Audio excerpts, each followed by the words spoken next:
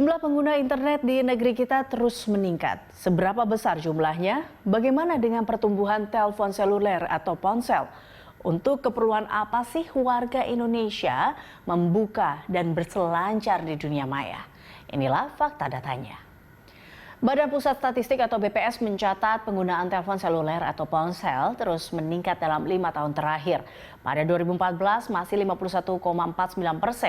Di tahun 2018 pengguna ponsel telah mencapai 62,41%.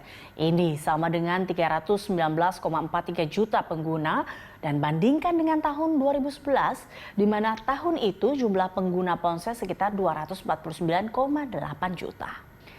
Dalam kurun 2014 hingga 2018, pengguna internet juga melesat dari 17,14% dari total populasi menjadi 39,90% populasi.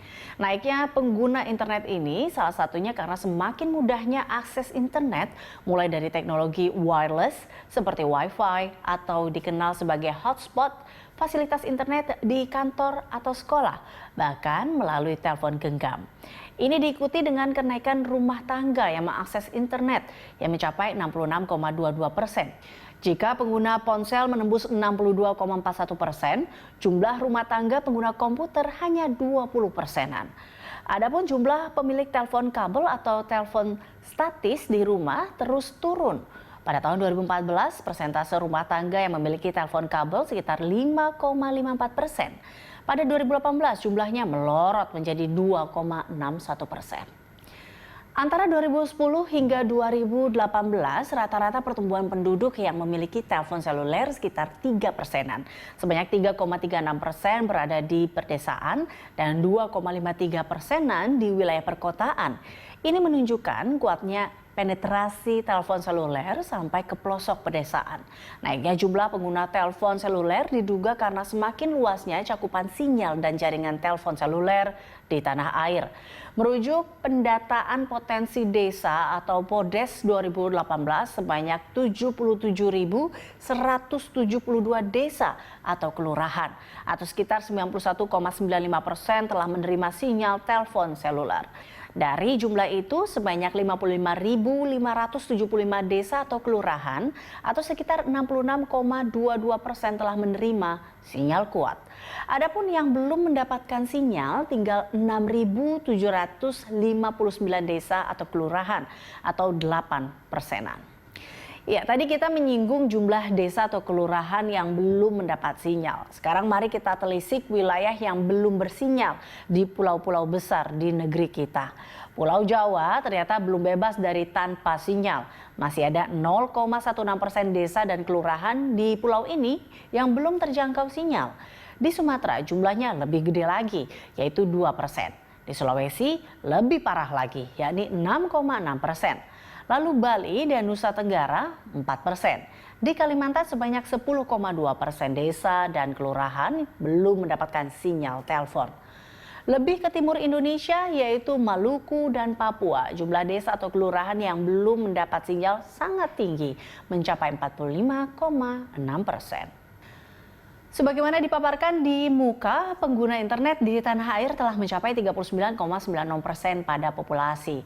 Penetrasi terbaik berada di perkotaan yaitu 50,92% dan di perdesaan 26,56%. Mereka ini mengakses internet di mana saja. Sebanyak 91%-an mengaksesnya di rumah, lalu di tempat kerja atau kantor sebesar 29,43%. Di tempat umum 34,34%, sekolah 18,30%, dan di kendaraan 17,39%. Tapi jangan dilupa satu hal ini, ternyata 91,45% mengakses internet melalui telepon genggam atau handphone. Akses internet makin mudah dan cepat. Terus untuk tujuan apa warga Indonesia menggunakan internet? Ternyata mayoritas mencapai 79,13% menggunakan internet untuk membuka media sosial. Lainnya sebanyak 65,97% main internet untuk mendapat informasi berita. Sebanyak 45%-an menggunakan internet untuk hiburan.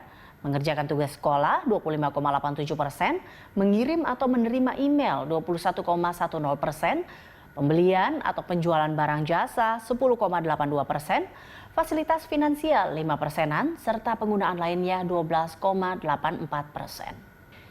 Era Internet of Things sudah terjadi. Seluruh lapisan masyarakat baik di kota atau desa telah terseret dalam dunia serba internet ini. Pasar telepon seluler di tanah air pun makin gendut. Tengok saja data pelanggan ponsel yang di tahun 2018 menembus 319,43 juta orang. Mayoritas pengguna telepon seluler adalah pelanggan prabayar. Lalu siapa operator yang menguasai pasar? Ternyata mayoritas dikuasai perusahaan plat merah yaitu PT Telkom dengan jumlah pelanggan menembus 162,98 juta pelanggan. Di posisi kedua ditempati oleh PT Indosat dengan 58 juta pelanggan, lalu PT XL Axiata yang memiliki 54 juta pelanggan, dan berikutnya ada PT Hutchison Telecommunication dengan 32 juta.